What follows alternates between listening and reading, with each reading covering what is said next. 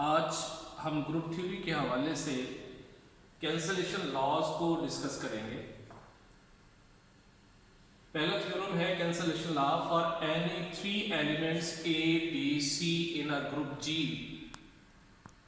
A B equals to A C implies B equals to C. ये left cancellation law कहलाएगा। और जब ये राइट साइड पे लिखा होगा और हमने यहां से ए को कैंसिल कर दिया तो ये इसका राइट कैंसलेशन लॉ है। ग्रुप थ्योरी के अंदर हम ये डिस्कस करेंगे कि क्या उसके अंदर लेफ्ट कैंसलेशन लॉ और राइट कैंसलेशन लॉ होल्ड करते हैं या नहीं करते। तो सबसे पहले हम लेफ्ट कैंसलेशन लॉ को डिस्कस करेंगे, उन्हीं बेसिस के ऊपर राइट कैंसलेशन लॉ को डिस्कस किया जाएगा। For a B belongs to G। अब यहां तीन elements A, B, C group के एलिमेंट्स हैं। जब ग्रुप के एलिमेंट्स हैं, A ग्रुप का एलिमेंट है तो ग्रुप के अंदर हर एलिमेंट का इनवर्स B मौजूद होता है। लिहाजा A अगर G को बिलोंग कर रहा है उसका इनवर्स B G को बिलोंग करेगा। अब ये वाला इनवर्स आप इसके दोनों तरफ लेफ्ट साइड के ऊपर, क्योंकि हम लेफ्ट कैंसलेशन प्रूव कर रहे हैं तो लेफ्ट साइड के ऊपर आप ए इनवर्स को ऑपरेट कर रहे हैं। जब आपने लेफ्ट साइड पे ए इनवर्स को ऑपरेट किया तो इन दो के ऊपर आप एसोसिएटिव लॉ जो है वो अप्लाई कर दें। A inverse A B equals to A inverse A into C. और ये रीजन है कि ये एसोसिएटिव लॉ से हम इसको सॉल्व कर रहे हैं।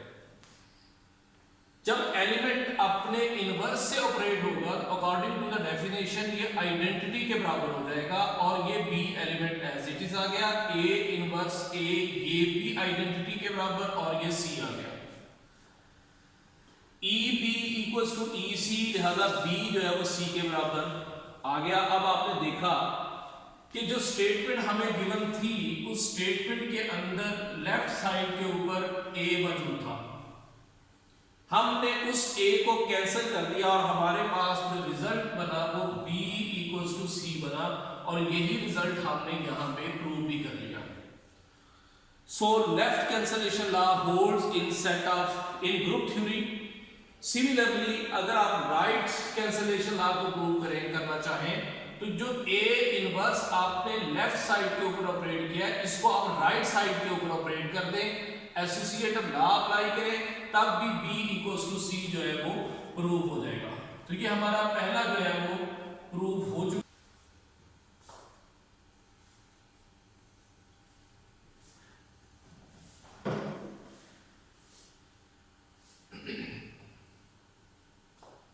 हमारा नेक्स्ट थ्योरम है सॉल्यूशन ऑफ लीनियर इक्वेशन। हमें दो लीनियर इक्वेशंस गिवन है। एक लीनियर इक्वेशन जो है वो गिवन है ax इक्वल्स टू b और दूसरी लीनियर इक्वेशन हमारे पास ax इक्वल्स टू b है, xa इक्वल्स टू b है। हमने इन दोनों इक्वेशन का सॉल्यूशन जो है वो कैलकुलेट करना है। Very simple. बिल्कुल उसी तरीके से हम लॉजिक ले रहे हैं कि अगर a g को बिलोंग कर रहा है तो उसका इनवर्स b लाजमी g को बिलोंग करेगा। अब आप उसका इनवर्स जो है वो दोनों तरफ आप अप्लाई कर दें। इनवर्स आपने अप्लाई किया ax equals to b, ax equals to b, दोनों तरफ आपने इनवर्स ऑपरेट कर दिया। यहां पे हमने लिख दिया a इनवर्स और एसोसिएटिव लॉ जो है वो अप्लाई किया जाएगा।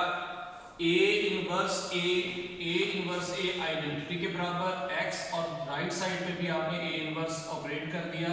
x equals to A inverse B, ये इस इक्वेशन का सॉल्यूशन है। हमने प्रूव करना है कि इसकी यूनिकनेस कि सिर्फ और सिर्फ ये एक x है जो इस इक्वेशन को सेटिस्फाई करता है, इसके अलावा x की कोई और वैल्यू इस इक्वेशन को सेटिस्फाई नहीं करती। तो उसके लिए हमने दो सॉल्यूशन इसके सपोज कर लिए। अब सपोज कर लेते हैं कि इसके दो सॉल्यूशंस हैं। एक सॉल्यूशन जो है वो x1 है, एक सॉल्यूशन सॉल्यूशन जो है x1 है, दूसरा x2 है। अगर x1 और x2 इस इक्वेशन के सॉल्यूशन है तो वो इस इक्वेशन को लाजमी सेटिस्फाई करेंगे, लिहाजा ax1 equals to b and ax2 is equals to b।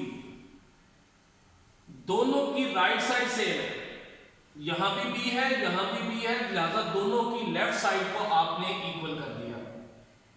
अभी हमने प्रूव किया था left cancellation law. Left cancellation law को यूज करते हुए आप इस a को कैंसिल कर दें, इधर भी a इनवर्स ऑपरेट कर दें, इधर भी a इनवर्स ऑपरेट कर दें, x1 इक्वल्स टू x2। अब x1 और x2 के हवाले से हमने बात ये की थी कि x1 और x2 जो है ये दो डिफरेंट सॉल्यूशंस हैं, दो डिफरेंट सॉल्यूशंस हैं, लेकिन यहां ये प्रूफ हो गया कि ये दोनों सेम है, एक ही सॉल्यूशन है, लिहाजा ये यूनिकनेस जो है इस थ्योरम की वो प्रूफ हो गई। इस इक्वेशन का सिर्फ और सिर्फ एक ही सॉल्यूशन है, वो है x equals to a inverse b। इसका इक्वेशन सिर्फ और सिर्फ ये एक सॉल्यूशन है, x equals to a inverse b, यही इसका सॉल्यूशन है, इसके अलावा और कोई इसका सॉल्यूशन नहीं है। तो इस थ्योरम की ये यूनिकनेस भी प्रूव हो गई। उम्मीद करता हूं कि आपको ये दोनों थ्योरम्स जो है वो समझ आ गए होंगे। Thank you very much.